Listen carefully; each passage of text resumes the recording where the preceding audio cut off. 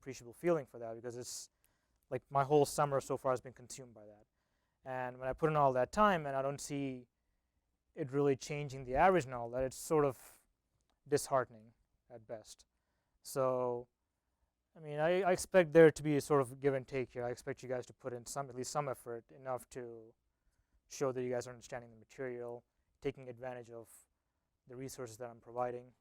So hopefully you guys will, whoever didn't do so well or didn't think you did well enough on the exam now, you still have the final to make it up. Remember, final is sort of like your amnesty. If you guys did poorly on the other exams, you can wipe all that out. Final can basically make it so that none of the other exams existed. So I'm making that offer just so that you guys have had enough opportunity to, or at least correct yourself of all the mistakes you're making. So don't forget that option. And this is no magic here, and it's just you basically have to put in the work. Like I said, the way I actually got to appreciate and like physics was I went through this mastering physics or this university physics book and solved every problem in there. So that was the level of dedication I was willing to put in. Yes.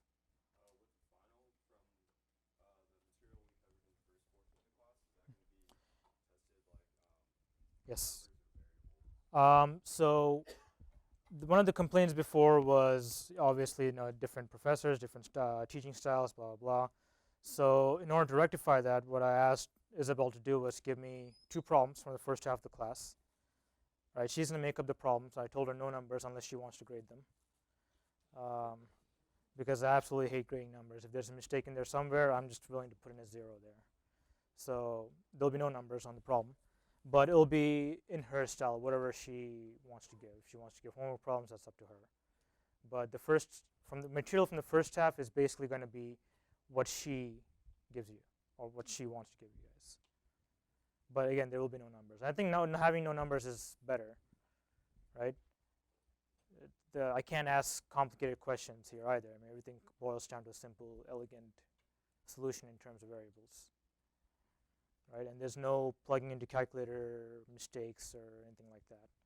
So I think this works out, or at least I like this a lot better than numbers. And if you guys do like numbers, that's where you guys have homework. You guys can shine. Any questions? Any suggestions? I was planning on doing a little survey today, but I didn't actually get to it because, well, I was working on the notes all weekend. But I'll make up a survey and hand it out on Wednesday. It'll be anonymous unless you guys want to put your name down and ask me to contact you regarding some concern. Because I basically want to get a feeling of how the course is going for you guys, if you guys want any changes made and things like that. So, and I didn't want to do it in the exam because, well, the opinions I care about are people that actually show up to lecture and put in the effort. So I'll give it to you guys during lecture. So it'll be like a page about that. And of course, you guys are always welcome to drop by my office, send me an email, do whatever it is. So like I said, a lot of resources available. I hope you guys take advantage of some, if not all of them. Right? Cool. So where did we leave off last time? We talked about Poynting vector, then we talked about generating plane waves, right? And we discussed this particular phenomenon with accelerating charges, right, where we have some axis here, point charge. If I'm accelerating it back and forth this way, I'll get some sort of a sphere with the radius of speed of light times the change in time I'm looking at, and the propagating field lines will be something like this, and of course they'll have some drastic change there and go on. Right, so we discussed that, and I told you guys I'll come back to it today, but we'll hold off on this for now and get back to it a little while later. Before we do, let me check and make sure.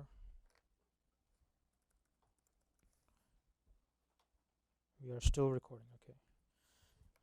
I don't know if you guys noticed, one of the lectures I forgot to resume the recording, so halfway through the sound quality sucks.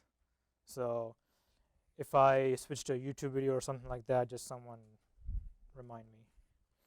All right, so we left off with that, and we also looked at pointing vector last time. All right, so let's pick it back up with the pointing vector, because in all fairness, the plane waves we discussed aren't exactly realistic at best. So let's take a gigantic light bulb, which, well, for all intents and purposes, is the sun. It effectively is a gigantic light bulb. Now, the sun radiates, right, along the order of 10 to the 26. So it's 26 orders of magnitude watts. And to be more precise, it's actually 3 times that. Right, that's the power that it puts out. And it's largely in infrared, mostly in infrared. So you can't actually see all of it. I mean, you have, of course, some visible, but its primary thing is mostly infrared. And again, both of these are electromagnetic radiation.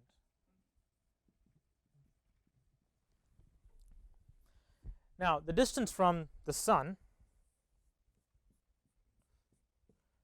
to the Earth surface, which we'll say is somewhere like here, is about 10 to the 6th kilometers. And it's actually about 150 times 10 to the 6th kilometers. So it's a fairly long distance. And let's say on Earth we take a small patch, right, that's 1 square meter. I want to look at how much radiation is coming through over there. And once I do all the calculations, which is not that difficult, you get 1 kilowatt. So 1,000 watts per meter square. For this meter per that meter squared, right, you get 1,000 joules per second. Right, so that's the energy being outputted there. So although it's not a plane wave, we can still look at the pointing vector for this. Actually, that we can see as the pointing vector. And the result we get is still some sort of an energy flux. Right? We're looking at some energy that goes through a certain area, so that's essentially flux. If we want to use a solution from the plane wave, we have to calculate what my E naught is. Right? In the plane wave, we had E naught, cosine, blah, blah, blah, for the electric field, and of course for magnetic field, we have B naught, cosine, times whatever it is. So to calculate that, I know my pointing vector average is on the order of, well, 10 to the third, right? This equals 2 E naught squared over 2 mu naught times c, which is the speed of light. So from this, E naught ends up being 870 volts per meter.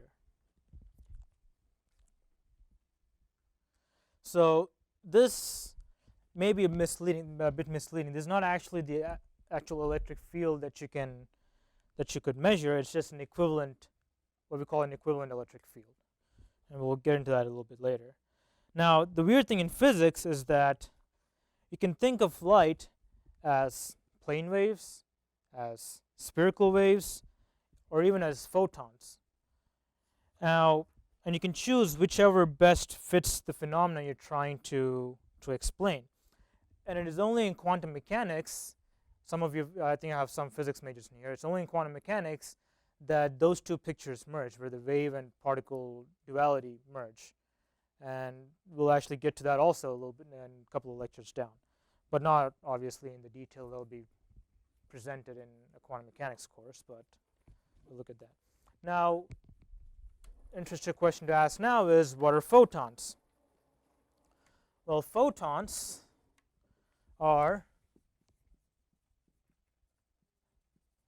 individual packets, right? They're well-defined packets in time and space, has a certain energy, right? And now, so this are individual packets.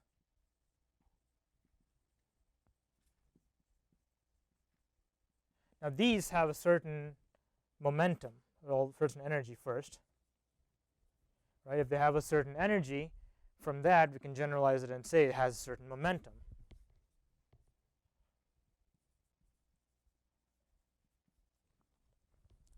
Now, the momentum of one photon we'll call P. That's the same letter we used in mechanics. It's the energy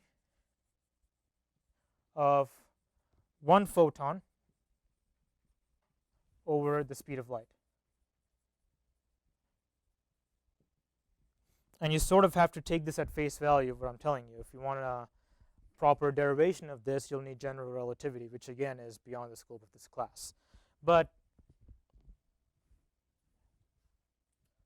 we can do a small one. You guys are all, I'm sure, have seen this formula, Einstein's famous formula, E equals mc squared. Right? Okay, let's separate this out. We have E equals mc c. Right?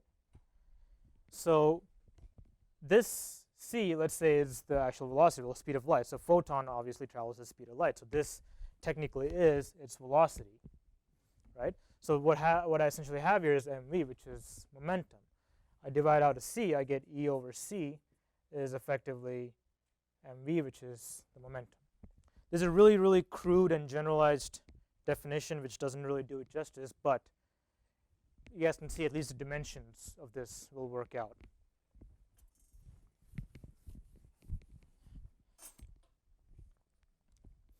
So if I were to shoot photons at a certain target, because it has a certain momentum, it stands to reason that whatever target I shoot the photons at will feel a certain force.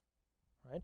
And if you remember from 218, you know that force is a vector, and this is equivalent to dp dt, right? Change in momentum with respect to time. So it's a transfer of momentum, if you will, that we're looking at.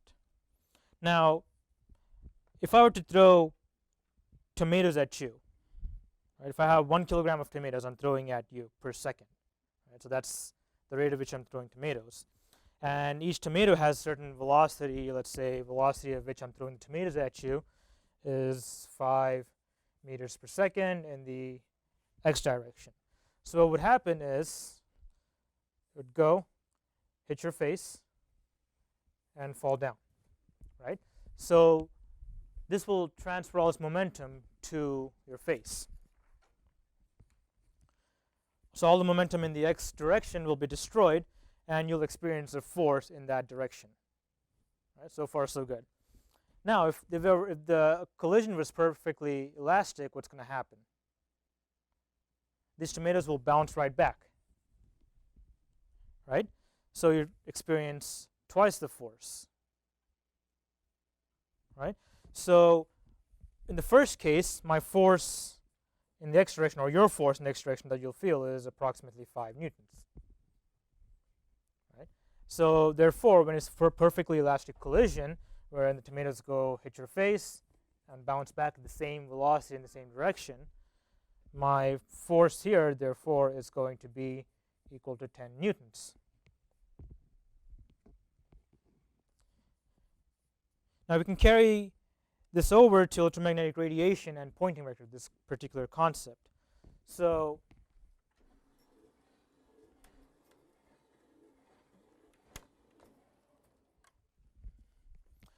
if I were to take some area that is 1 meter squared, right, and I have some radiation coming in, so this is some sort of radiation. It's some radiation that's going in, and I know exactly how much radiation is coming in, and so the Poynting vector here, the average is, I know, energy per meter squared second. Right? This looks really ugly. There. So that's my Poynting vector there. Right? I have certain energy per second. That's going to give me watts per meter squared, so it's watts per meter squared. That's the units for Poynting vector. So I know the Poynting vector, which is what I mean by that. If I were to divide this by the speed of light, by c on both sides, what do I have here? I have energy over c, that is equal to momentum according to Einstein, right? this equals to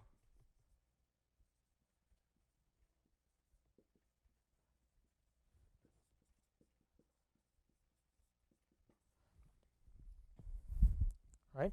So therefore, I can write this as momentum over, right, some meter squared times second. I know that force, as I mentioned in the other board, is the change in momentum per time, right? So momentum per time is the force. So this here is the force. Therefore, what I have here is force per meter squared, so force per area, which I'm sure everyone knows from mechanics is pressure. Yes. So this equals to pressure. And therefore, S, the Poynting vector over speed of light, is equal to energy over speed of light times meter squared times second, and that equals pressure. And we actually call this radiation pressure.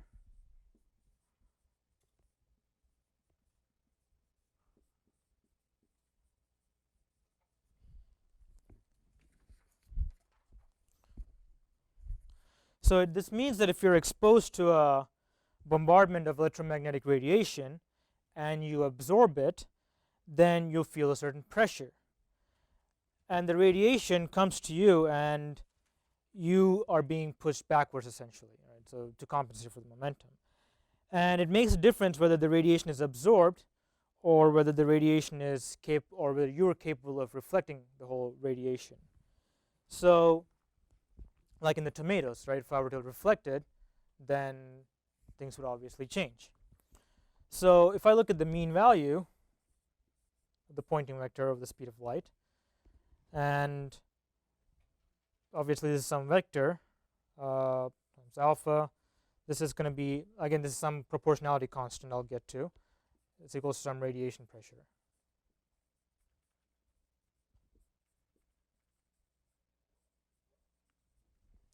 Now, what is alpha?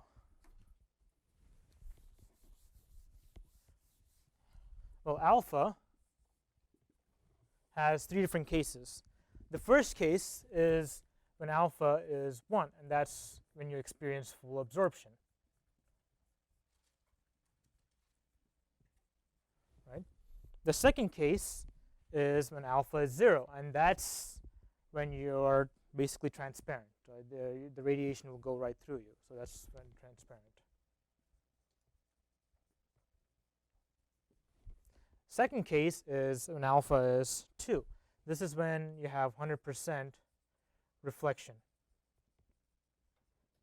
And that makes sense, because if it completely bounces off you, then we saw from the previous tomatoes case that the force would double. So this is a rather good assumption.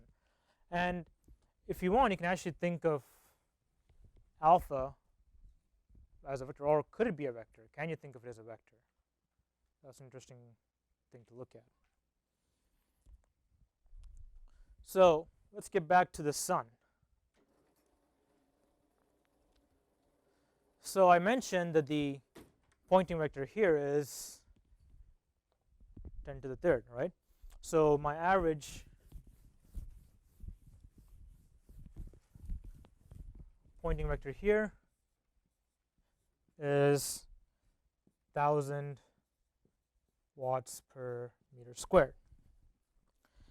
Now we can calculate if you're able to absorb over that 1 meter squared, basically absorb all the pressure, if you're able to absorb all that energy, what kind of pressure would you experience? That's sort of a common question. A common question. You can think of yourself as 1 meter squared surface area, and you guys go outside in the sun. Naturally, you guys would experience certain radiation. Well, if you look at it, this over c, this equals to the pressure. This is, what is the speed of light? Does anyone know? 3 times 10 to the 8th meters per second, right? So I would get 3 times 10 to the negative 6 newtons per meter squared. Minuscule, almost completely insignificant, this pressure, because you have to divide by c, and that basically eats it up. I mean, 1,000 watts per meter squared, that's a considerable amount, but then the speed of light is a considerable amount as well. So in our daily lives, we don't actually experience the pressure from radiation very much. I mean, I'm not saying that you guys shouldn't wear sunscreen when you go out, but just think about it.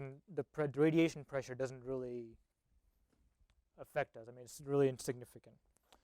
So no matter how much you think of electromagnetic radiation, either as plane waves or the spherical waves, photons, it doesn't matter when it comes to radiation pressure, because radiation pressure is how much energy flows through a surface area of what I'm calling a meter square here. So it's energy flux, as I mentioned, and how much of this energy is absorbed or reflected is what we're looking at. Now this is fairly important in astronomy. I mean, we may not, like I said, we don't experience it day to day, but this becomes important in astronomy when you're looking at different comets, planets, and so on. You can characterize them differently. So one of the comet, well, okay, let's take a comet. Comet has, well, it's basically a small rock, but one of them is, well, they have two tails. Comets have two tails. If you look at time exposure pictures, if I have some sort of comet, you can see a certain tail over there. Another time exposure will provide another tail.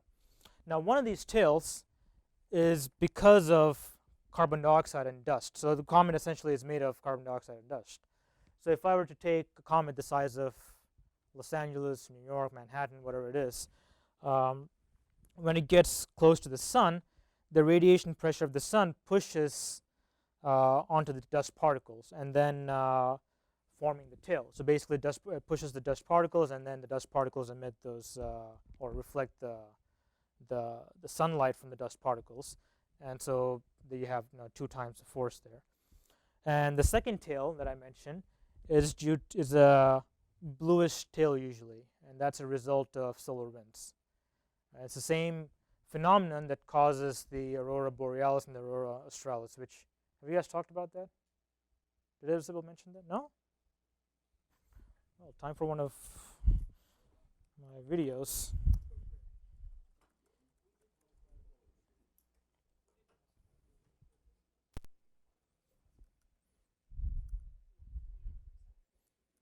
So this is a comet. So this is Hale-Bopp. This was in 99, I believe. So this was, as you can see, this white tail is due to the carbon dioxide. So when it gets closer to the sun's radiation will hit it, and then basically it will reflect all of the sun's light. So that'll cause some radiation pressure there, and as you can see, it emits the light. This blue tail here, now that is caused by solar winds. And you know what? I'm not going to say anything more on that. I think Sir David Attenborough can explain it a lot better than I can. So let's look at that.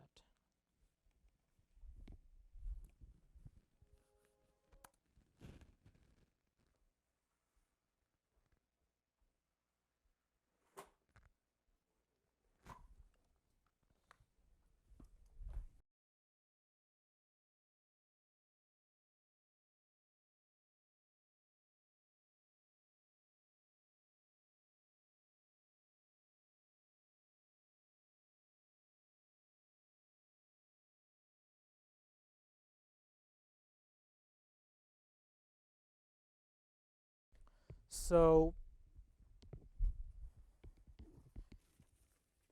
this comet Hale-Bopp that I just showed you guys, that was there in 99, 2000.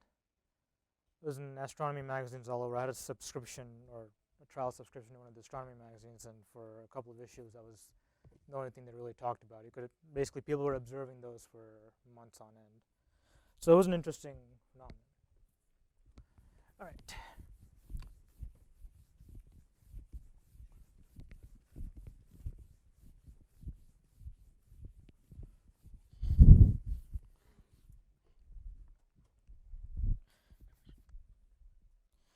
So we saw the example from last time, with which we saw some axes and some point charge being accelerated along an axis and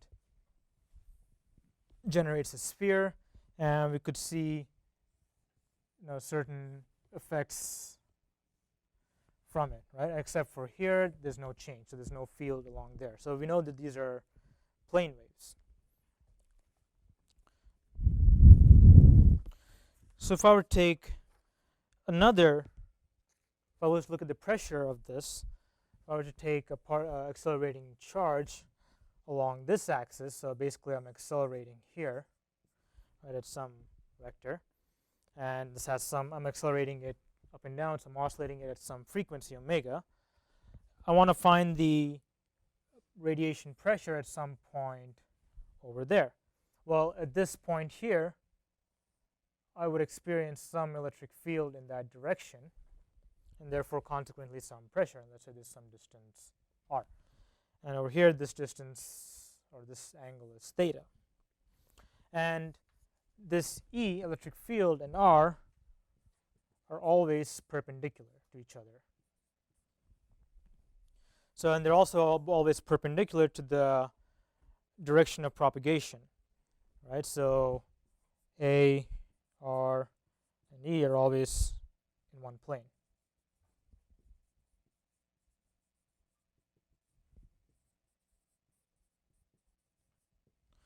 So from there, we can postulate that E is in fact proportional, well, obviously to the charge, Q, and we know it's some angle there, so some sine theta, and we know it's over some distance r, right, inversely proportional to that. And because we're accelerating this charge, we'll have an acceleration factor there. So from here, we can deduce that the pointing vector is going to be proportional to q squared a squared sine squared theta over r squared.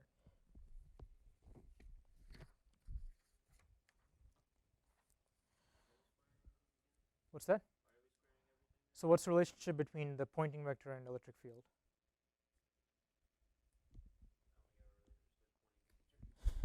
So pointing vector we discussed, right? It's electric field squared over mu naught c,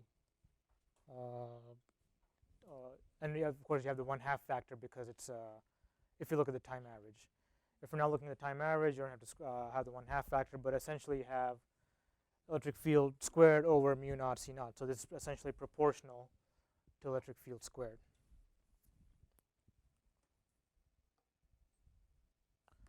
So yes.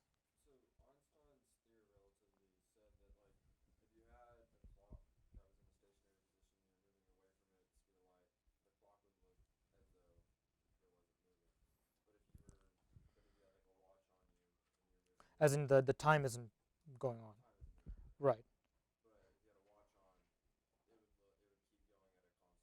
Mm-hmm.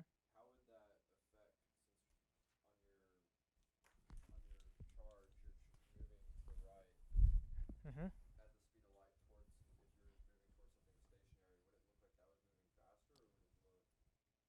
Well, that, I mean, over here, when we're looking at electromagnetic waves, pretty much everything is propagating more or less at the same velocity, unless you're looking at different medium, at which point it still doesn't slow down for it to actually have a time dilation effect.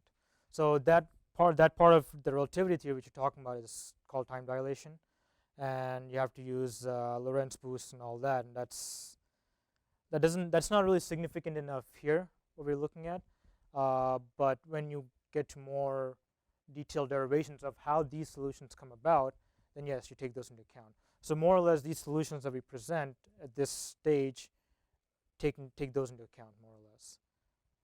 But yeah, that's well beyond the scope of this class. You won't, if you're an engineer, you'll never have to deal with that. If you're doing physics, then you will have to, no question. I think the general relativity class here is taught by David Lee. Does anyone know who that is?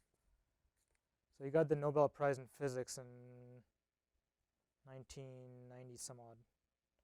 He worked on superfluidity and stuff. So you get to breathe the rarefied air of a Nobel laureate if you ever take that class.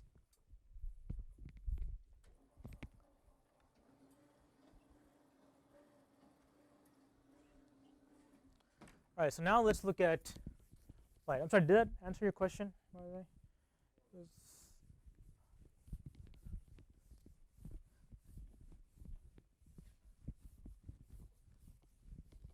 So yeah, the things, I mean, if I'm dealing with like different particles moving at different velocities, more or less they'll all be at speed of light or approximately at speed of light.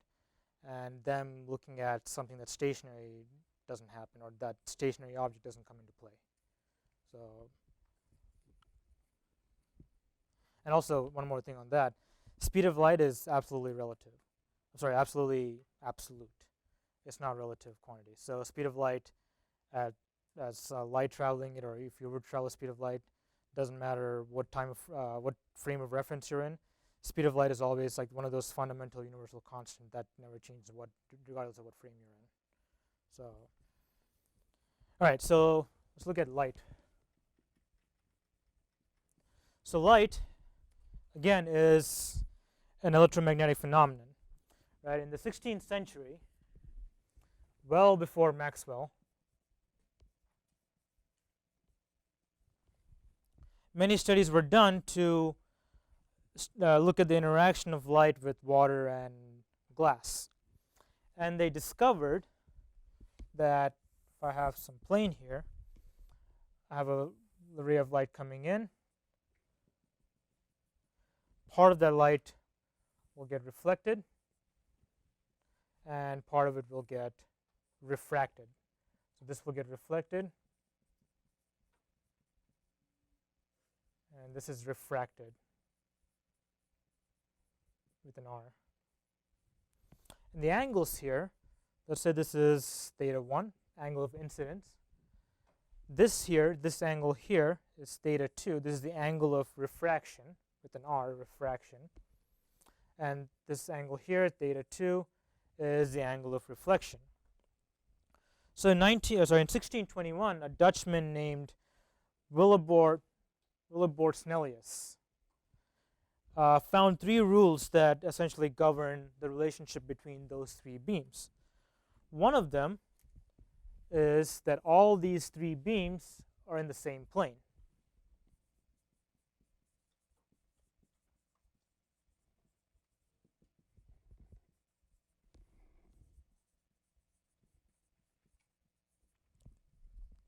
Second one, and they found this out before Snellius came about, it was that the angle of, did I do this wrong? I was going to say this theta 3, sorry.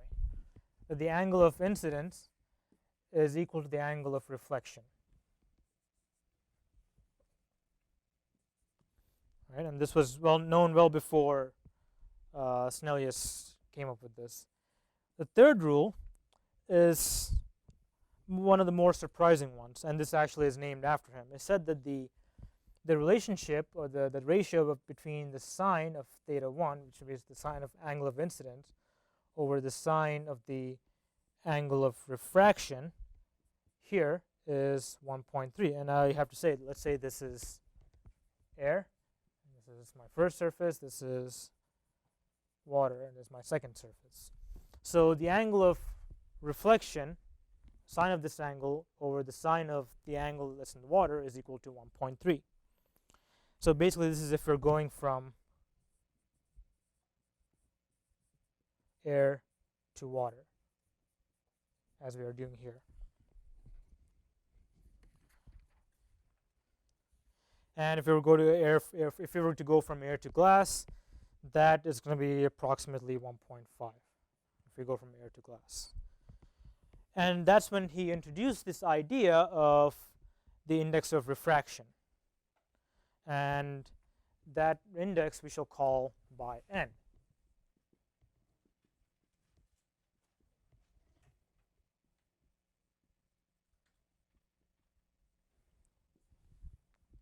It's not a vector, it's just boxing it.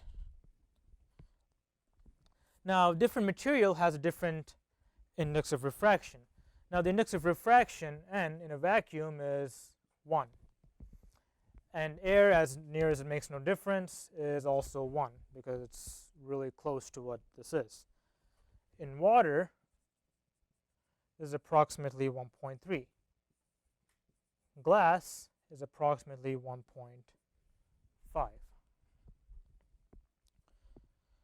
So again, what I essentially have here is n2 over n1. So the index of refraction of my second surface, which here in this case is water, over n1, which is air, and the index there is 1. So that's how I got the 1.3.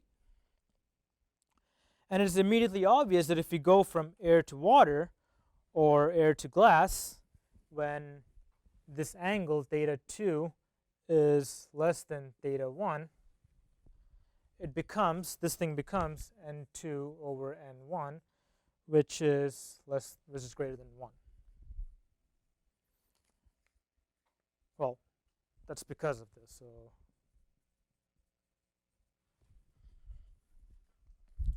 but if you go from water to air, if you go the other way around, then the situation is reversed.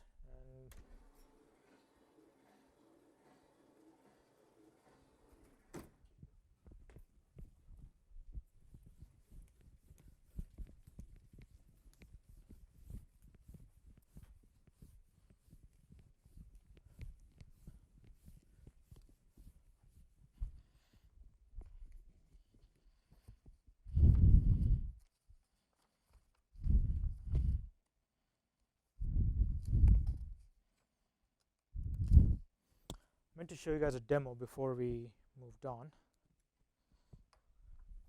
This has more to do with the polarization that I was talking about in the previous part. So what I have here are two, essentially, I believe they generated more or less microwave frequency, and they should be pulsed.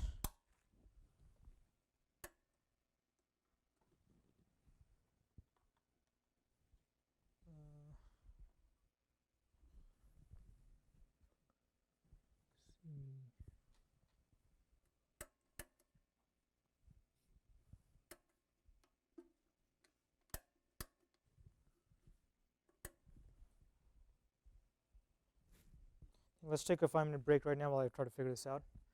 And receiver. Right, so microwave we saw last time is approximately on the order of centimeter range, right, for the wavelength. So I believe this exact one is transmitting at 3 centimeters is the wavelength for this one. So it's in the microwave region, and the way it transmits it, the wave that it transmits is polarized. So let's say it's transmitting the field in that particular plane. This thing would receive it in that, or this thing has its antenna set up so it receives it in that particular plane. That's why I was messing about with it to get it to align. So basically, you got your wave traveling through, and then this thing receives it in that plane at that particular frequency. So basically, this thing is oscillating a charge about this way, producing an electric field, the strongest one perpendicular to it, and it goes about in this way. So if I were to turn the speaker on here, you guys can hear this really annoying noise, right? Okay. So what I have here is, well, basically these lines. Now if I were to put this in a certain orientation, if it's in aligned with it, then it could absorb all those and you wouldn't hear anything.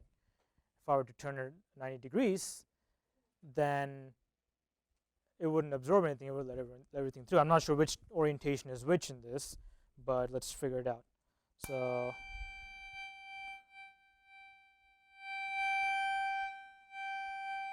right?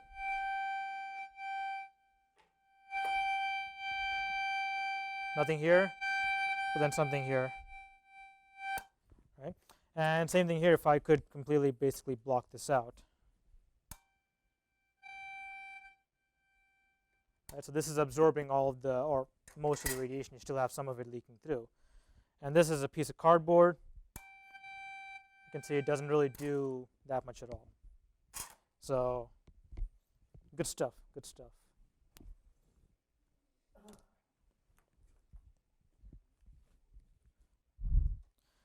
All right, so back to what we're doing here. Sorry, that may have seemed out of place. I just forgot to do it and just entered my mind that I was planning on doing that demo.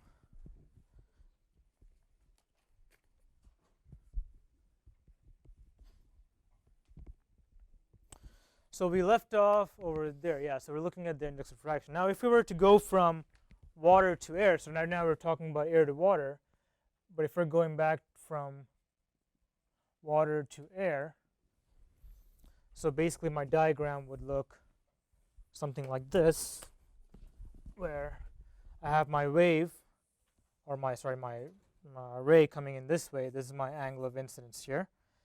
Part of it would get reflected and would go down this way, and part of it would get refracted. Refracted up there. And this we're saying is theta 2. Well, sorry. Angle we're looking at is always along the y-axis. So this is going to be theta 2. This is theta 3. And this is my first surface, which is water.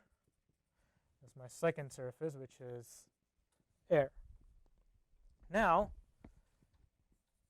we know that sine of theta 1 over sine of theta 2 is going to be 1 over 1.3, right? It's n1 over n2. So theta 2 can never be larger than 90 degrees.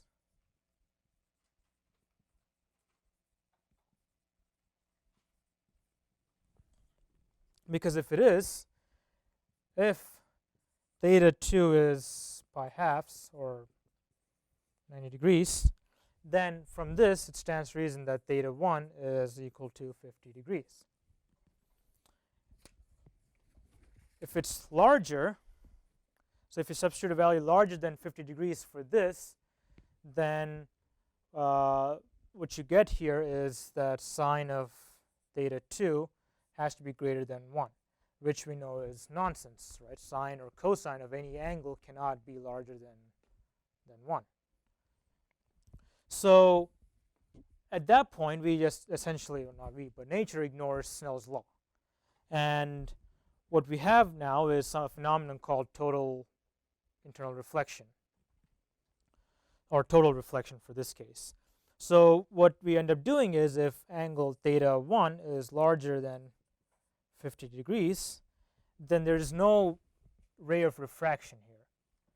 If this is larger than 50 degrees, then everything essentially gets reflected inside, and that's called total reflection. And total reflection happens when theta 1 is larger than some critical angle, and in this case it happens to be 50 degrees, or let's get even more specific.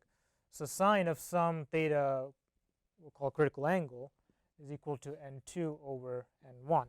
And in this case, the condition is that n1 is larger than n2. So my n1 media here, water, is larger than my n2 media, which is air, right? Because index of refraction of water is 1.3, index of refraction of air is 1. Now this has a lot of practical applications, and the most important one is, anyone know? You guys should know because you did your lab on geometric optics.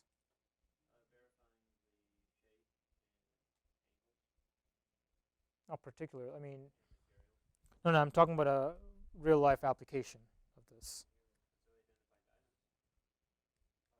No, that's that. You look at the reflection of that, the brilliance of that. That's a little bit different. Yes. Who said fiber optics? Yes. So it's fiber optics is one of the biggest. I mean, that's also one of the applications, but total reflection is not such a. I mean, it's fiber optics has had a much bigger impact than we know. So I mean, for those of you guys who don't know, fiber optics is essentially how we can get internet here.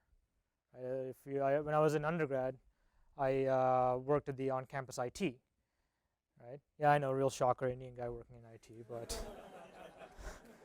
but I worked in on-campus IT because, well, I was good at that stuff. And one of the things I did was I went out to the different dorm buildings, and not just dorms, but all the university housing and all that, where the university managed the, the internet for them. And you basically had the little server rooms with just blades of racks of hubs and switches and all that. And of course, they all get a small, tiny little cable. That's the fiber optic cable coming in, and that's essentially how they get their internet. And actually, that thing had its advantages because one of my professors in undergrad, they provided a service where they filmed the class lectures like I'm doing now, but the school provided the service, and then they put it up. And as you'd expect, right around finals time, everyone was trying to access the server, so it was kind of getting bogged down. I couldn't get to the lectures, so I flexed my IT muscle there. I went into the office, and I called my boss at the time. So I have to do maintenance on these two dorm buildings, so you can get a lot of pages saying that they don't have an internet. So basically, we had at UCLA, we had these gigantic 20-story high-rises for dorms because space is limited, and you had a lot of people. So I took 2 of these high-rise dorms offline completely for a matter of a couple hours, allowing me enough time to download the videos, the lectures I needed. And of course, after I was done, I put them back online, and my boss just ignored all the pages, and everything was good. So it has its advantages. So fiber optics here, of course, it's quite illegal as hell, but I may need to edit that out of the video. I don't want to incriminate myself now. So if I have a fiber that's going around this way, right? The hallmark of this is total internal reflection. And what you have here is, let's say I get going at some angle, right? And this angle here is larger than some critical angle, then all the light gets reflected. None of it goes through, so it will get reflected there. And then if this angle here again is larger than the critical angle, all of it again will get reflected, and so on. So you can have this bundles of fiber, not just one. I mean, they can be composed of tiny, different strings of fiber, if you will. Or you can just have one solid piece of glass or plastic or whatever it is. And you can have it bend in any shape or form, except, of course, there's some angle where whatever media you're going through might break. But other than that limitation, you can essentially have it in any shape or whatever, and you can have basically all the light get reflected internally, totally reflected, and go on for miles on end. And this had another, like everything that starts off in physics, right? All these high technologies. So in high energy physics, what we essentially do is we look at signals on the order of microseconds, milliseconds, nanoseconds, right? And if I'm pulsing something, I need to add a delay. I know that basically take some fiber optic cable and with some LEMO connector. The connectors we use are called LEMO, and I basically plug in extra couple of feet of cable into whatever equipment I'm using, and that extra couple of feet will add a little bit of delay that I need because it has to travel, go through farther. So obviously, the longer the cable is, the more time it'll take for that information to travel. But then again, it's, if you think about it, it's on the order of, let's say, we're watching a movie with the fiber optic audio going in, right? It doesn't make a difference to that point, because no matter how long the cable there is, it's not going to make that much of a difference. However, back when this technology was being pioneered, the people that were using it, obviously physicists come up with it, and then it goes to Wall Street so they can make money off it. Right? So that's when the first computer internet trades started, not just internet, but computer executed trades started at Wall Street. So everyone was scrambling to get the prime real estate closest to the switching office, where basically all these wires get routed to. So their plan was to get the shortest possible length between their computers that's executing the trade to, basically Wall Street, the building that's actually executing the trades. And so that there became a gigantic real estate grab at the time, and everyone was, because if you were in the Chicago office trying to execute a trade, it'll take just that extra few milliseconds to execute the trade than if you were right there by the New York Manhattan office. So, and that couple milliseconds made an extreme amount of difference when you're just doing millions of trades per millisecond even, right? You basically have these high-powered bots that just go through execute trades like that. And so that's another reason time when fiber optics became quite popular to use. But even still, you're still limited by that time.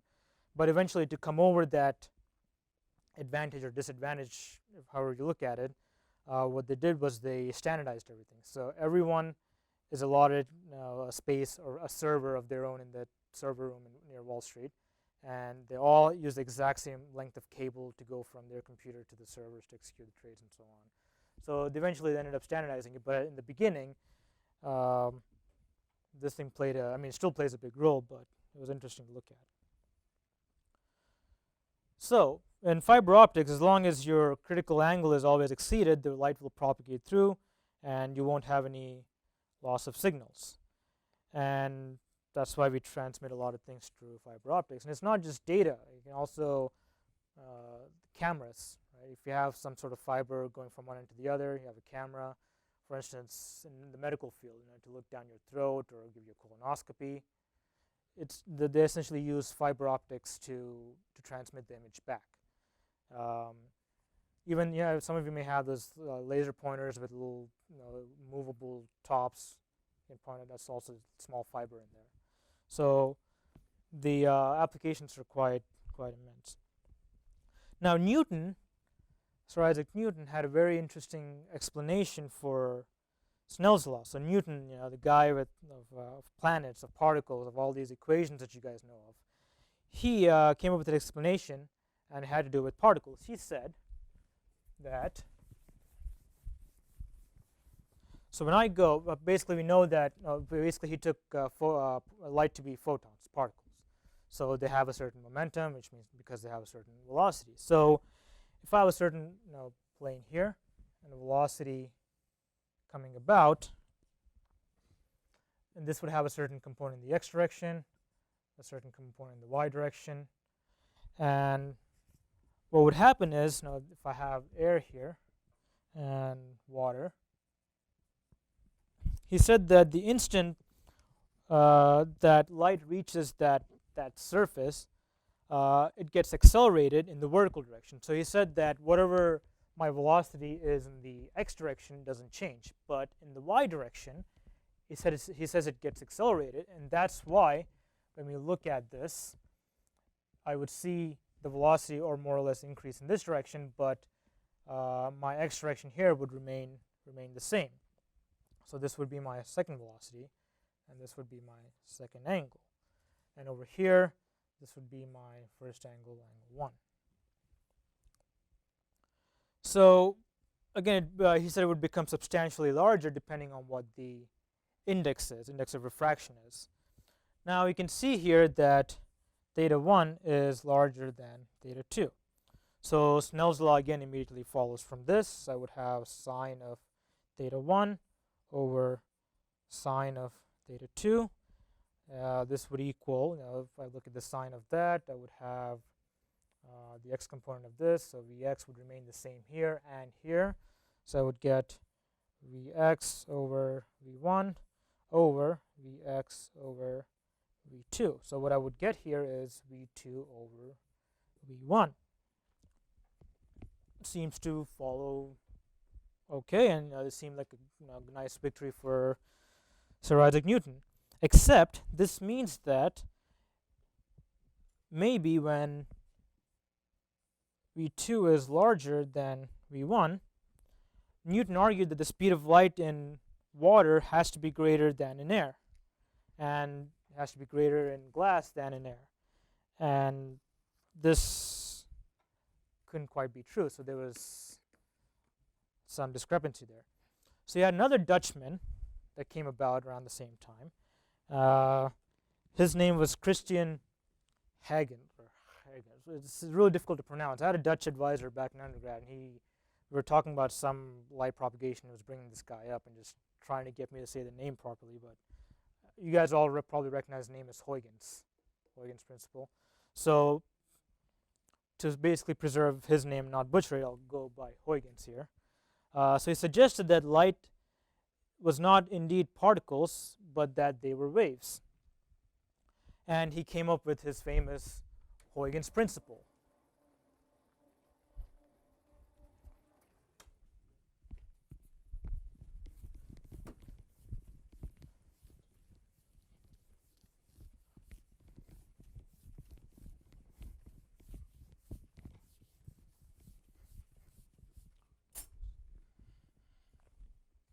So he said, if I have some sort of some source of electromagnetic waves, some sort of charge or something, then he said the waves would go about circularly, which is not unreasonable to think about.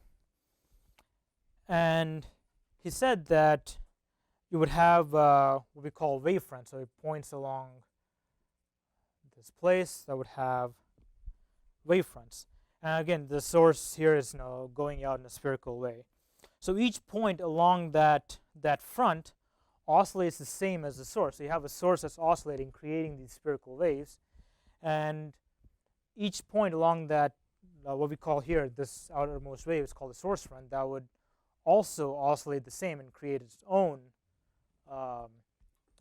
spherical waves. So basically this point here would create a spherical wave starting off like that, this would create one starting off like that, this would create a starting off like that, and so on. So we create those, and now these again become the new wavefronts.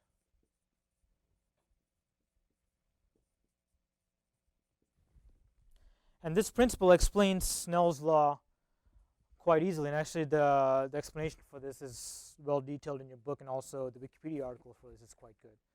So I would encourage you guys to look at their derivation from this through Huygens principle. So with this, it's not difficult to see that you would get sine of theta 1 or sine of theta 2 equals v1 over v2. So Huygens predicted that the speed of light in water is less than air. It's the opposite prediction of what Newton said. So who was right here? Well, we know that the particle wave duality, this idea, has been a standing issue in physics. So later, after Huygens, you had a guy named Young in 1801.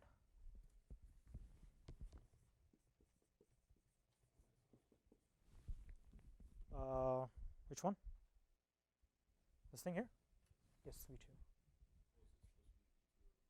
They're supposed to be V2. So Newton said it was V2 over V1, but Huygens said it was V1 over V2, so they had a discrepancy in their results.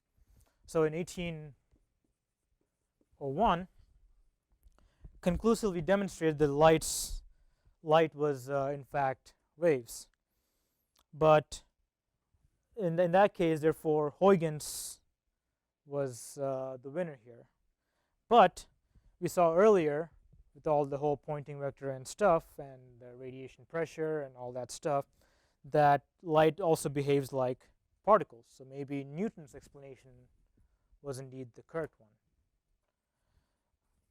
Well, in some sense, they were both right. And there are times when you actually interpret what you see by assuming that they're waves, and there are times when it's better to think of them as particles.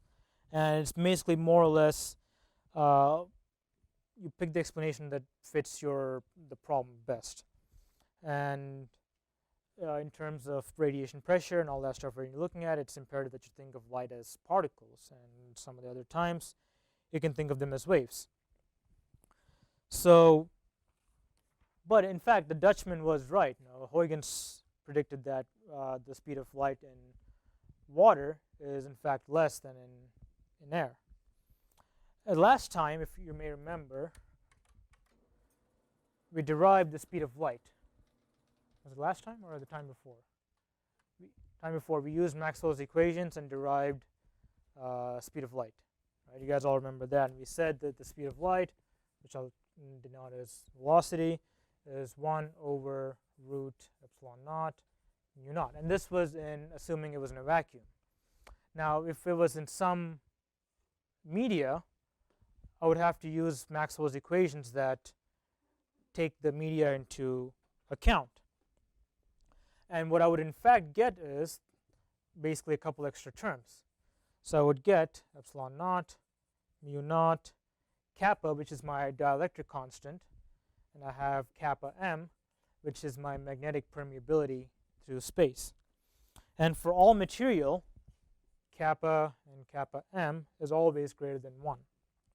So speed of light, in fact, through any kind of material, be it water, glass, plastic, it's always going to be less than the speed of light through vacuum or air, because it has some sort of dielectric or magnetic permeability for it. So in this case, obviously, this 1 over whatever term I add up is going to make this denominator larger, giving me a smaller velocity up there. So from this, well, we know that this is equal to c. Right? So we can say that this is speed of light c over the square root of kappa times kappa m. And this we essentially call the index of refraction. So this is equal to c over n, the index of refraction. These two values right here, they're strongly dependent on frequency.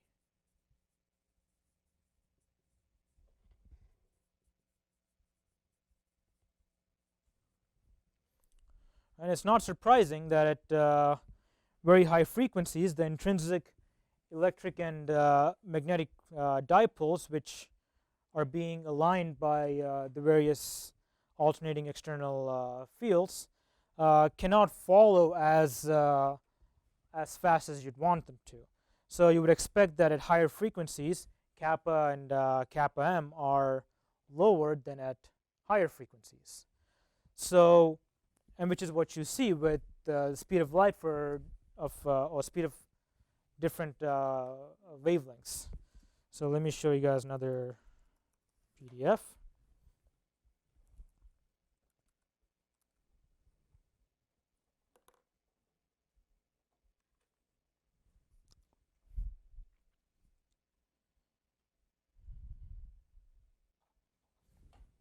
All right. So we can see here, or you can see there, that these are my different frequencies. I have 10 to the 8th, 10 to the 14th, and so on. So kappa m is approximately the same for all of them. Now the dielectric constant changes depending on what the frequency is. And you can see that my index of refraction changes quite a bit also. So the higher the frequency, the lower it gets. And therefore the velocity is, because it's the speed of light divided by that. You can see that the at this frequency at 10 to the 8th hertz, it's almost 9 times lower than at regular vacuum. And this is at much higher frequencies. It's approximately 1.33. So the frequency effect is very noticeable if you take red light. So the speed of light, or the index of refraction of red light, is approximately 1.331. And the index of refraction for blue light is 1.343.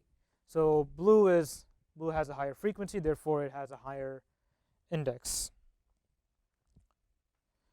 And we will use this later in towards the end, which is one of my last lectures, to analyze rainbows. And this will come into play for in that case.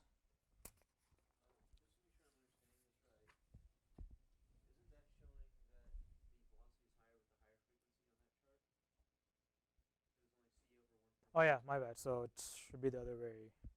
What is the wavelength of blue, or frequency of blue? Does anyone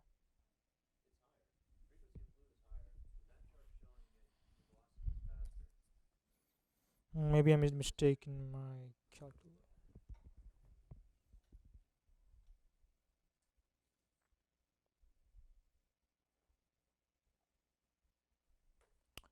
It is higher. Let me double check my calculations again. I'll bring that up next lecture. I did this in a hurry. I wasn't sure.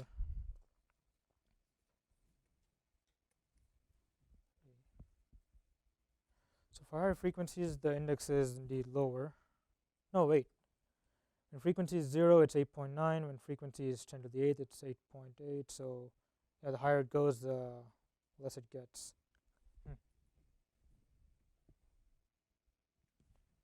Yeah, let me look at my math again. I'll get back to you on that. But yeah, you're right. It should be slower. Wait.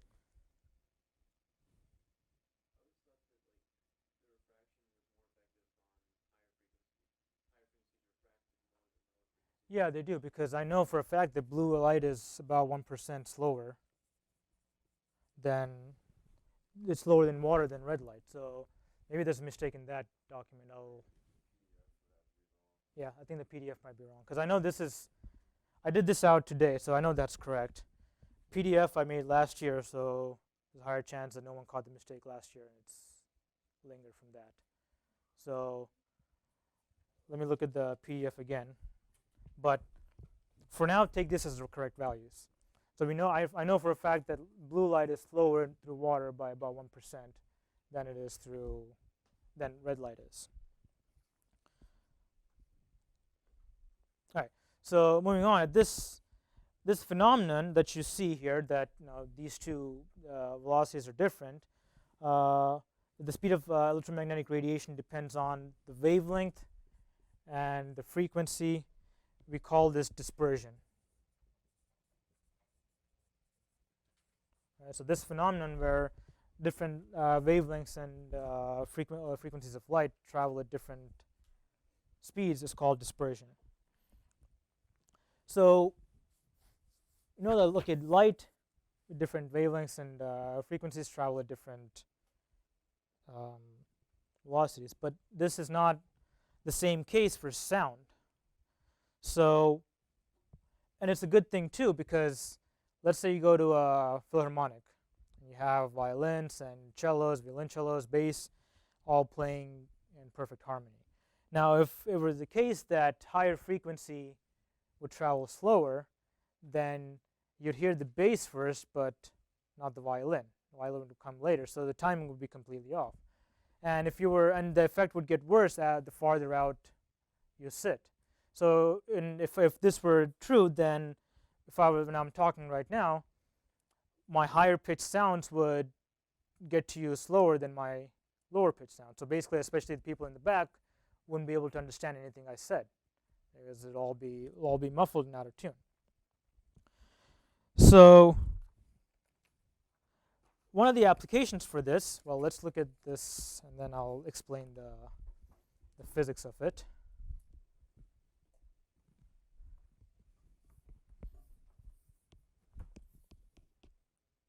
Promise it won't make annoying sounds.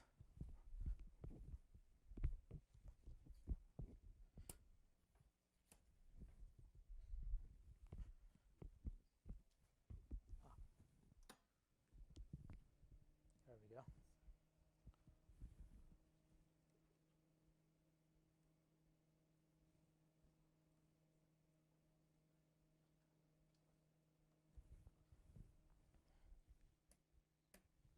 So, well, let's see.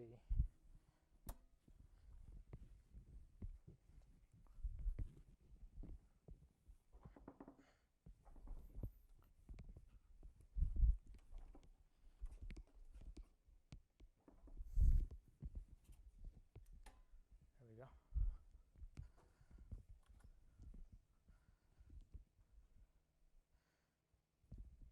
So you guys can all see the different, for lack of a better word, rainbows over there.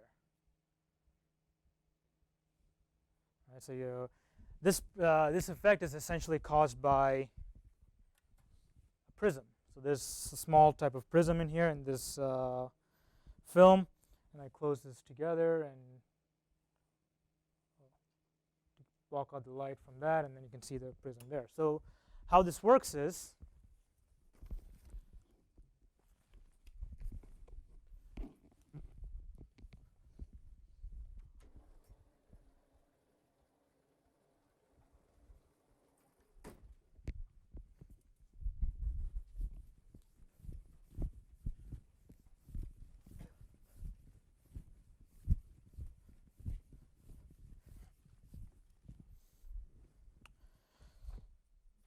So if I have a triangular shaped glass or plastic or whatever the material might be, I have light incident like this, and this is coming in, and this is going to get reflected at some, as part of the light will get reflected, and let's say this angle here is theta 1.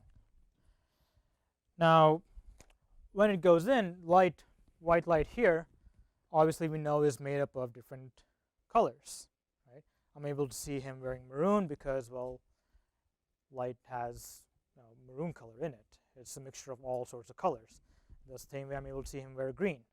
It's because it has green light in it. So this is, as I guess you can look at it as white light coming in, which means that my blue would get diffracted like that, and my red would get diffracted something like that. Oops. So when I apply Snell's law there, and I can see that. So when it gets to the surface, it's going from plastic to air, or glass to air, whatever the media changes, and I apply Snell's law again, I can see this happen, and this would get dispersed again. So I see dispersion. I see them diverge here outside, right? And this is a result of the two indices of refraction, of course, and also this interesting shape of a triangle, because they're not parallel. And if you were to put a screen on this end, you can see the spectrum of the dispersed light, and you can see that this is not the same case if I'm looking at parallel. So if I'm looking at a piece of glass, I see some sort of light incident here, or in this case total white light coming in. You apply my index of refraction, comes in like that, and then on the other end it would come back out normally. It would all go back. But then again, that's because it's not parallel. You get that effect.